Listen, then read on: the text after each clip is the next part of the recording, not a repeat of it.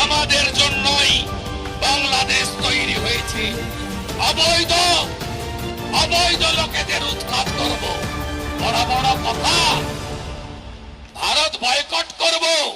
আসসালামু আলাইকুম ভিউয়ার্স, দেশ ও দেশের বাহির থেকে যারা আমার ভিডিওটি প্লে করেছেন জানাচ্ছি আন্তরিক শুভেচ্ছা ও অভিনন্দন। আশা করি সবাই ভালো আছেন, সুস্থ আছেন, আলহামদুলিল্লাহ। তো ভিউয়ার্স, এই মুহূর্তে বাংলাদেশ ভারত সীমান্তে ব্যাপক উত্তেজনা চলছে। দিনের পর দিন পুশ ইন, অবৈধভাবে ভারত থেকে মুসলিমদেরকে বিতাড়িত করে বাংলাদেশে পুশ ইন করছে শুভেন্দু অধিকারী।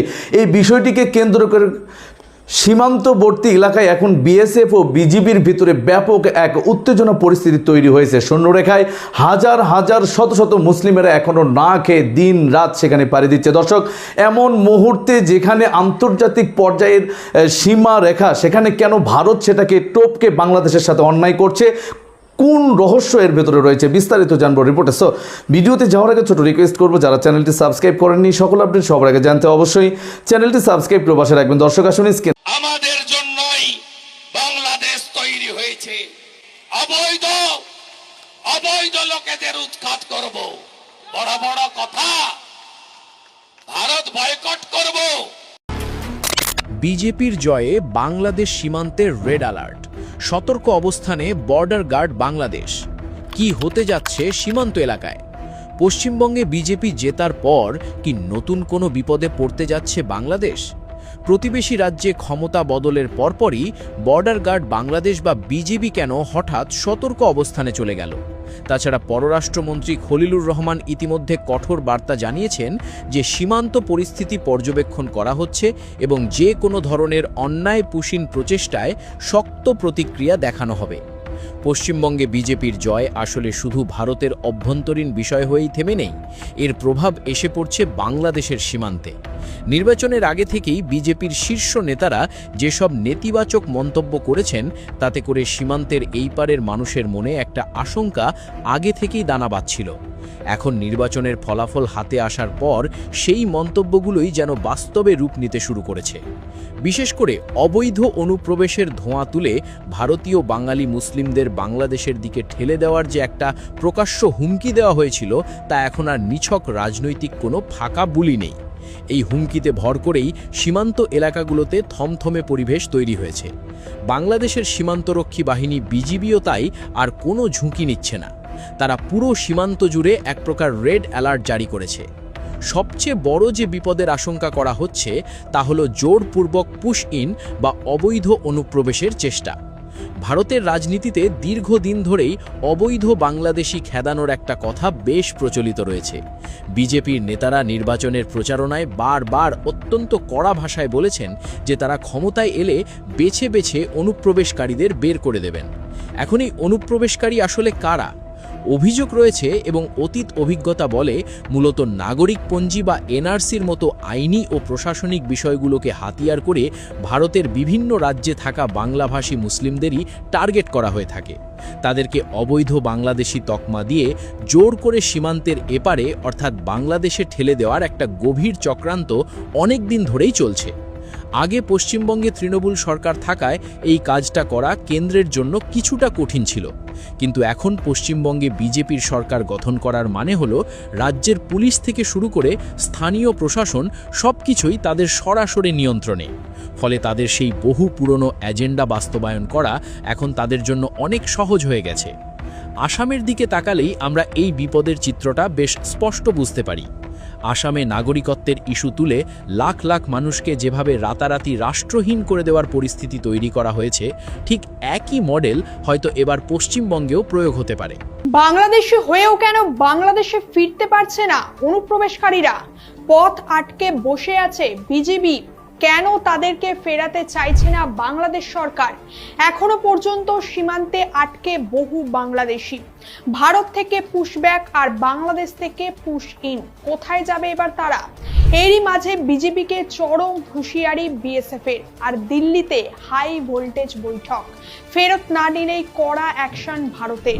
ভারত বাংলাদেশ সীমান্তে উত্তেজনা এখন আর শুধু পুশ ইন বা পুশ ব্যাকের মধ্যেই সীমাবদ্ধ নেই। পরিস্থিতি এখন চরম সংঘাতের দিকে মোড় নিয়েছে। ত্রিপুরা, পশ্চিমবঙ্গ, আসাম, ভারতের এই সমস্ত সীমান্তবর্তী রাজ্যগুলো থেকে অবৈধভাবে আসা বাংলাদেশি অনুপ্রবেশকারীদের চিহ্নিত করে বর্ডার সিকিউরিটি ফোর্স তথা বিএসএফ অত্যন্ত কড়া পদক্ষেপের মাধ্যমে সীমান্তের ওপারে ফেরত পাঠাচ্ছে তাদের। আর এই বিষয়টাই এখন বর্ডার গার্ডস বাংলাদেশ অর্থাৎ বিজিবির গলার কাটা হয়ে দাঁড়িয়েছে। তারা রীতিমতো ক্ষোভ উগড়ে দিয়ে বলছে, আপনারা এমনটা কিভাবে করতে পারে? আরে মশাই, এ তো মহা মুশকিল। কিভাবে করতে পারেন মানে? অবৈধভাবে লোকচক্ষুর আড়ালে বাংলাদেশ থেকে ভারতে যখন হাজার হাজার অনুপ্রবেশকারীরা ঢুকছিল তখন আপনারা কোথায় ছিলেন? এখনো পর্যন্ত দেশে প্রায় 2800-রও বেশি এমন অবৈধ বাংলাদেশি অনুপ্রবেশকারীরা রয়েছে যাদের নাম, পরিচয় এবং বায়োডাটা সহ সম্পূর্ণ বিবরণ বিএসএফ ইতিমধ্যেই অফিসিয়ালি বিজেপির হাতে তুলে দিয়েছে। বিএসএফ স্পষ্ট জানিয়ে দিয়েছে যে দুই দেশের মধ্যে তো একটা যৌথ ব্যবস্থা বা জয়েন্ট মেকানিজম অনেক আগে থেকেই রয়েছে, আর এই নিয়মে লোক ফেরত পাঠানোর কাজও আগে ভাগেই হতো।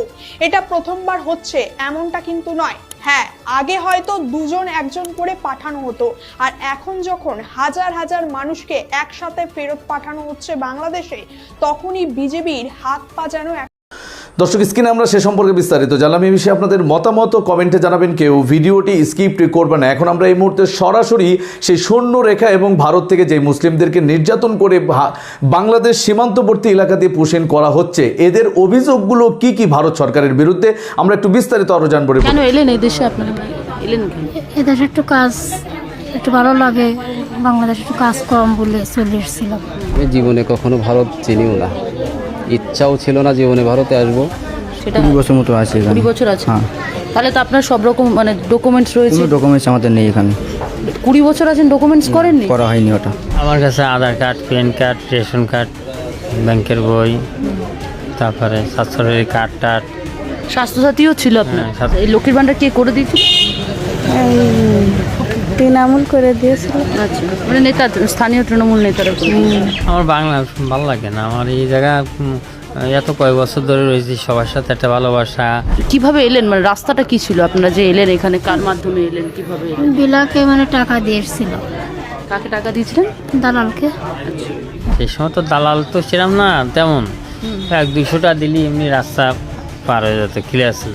মা বাবার সাথে এসেছিলাম, মা বাবা এই এসআইআর এর সময় চলে গিয়েছে ওরা। কিন্তু এইবারে আমি ভোটে ইলেকশনে জিতে গেছি, মানে হারিয়ে গেছি, ভোটটা দিতে পারিনি।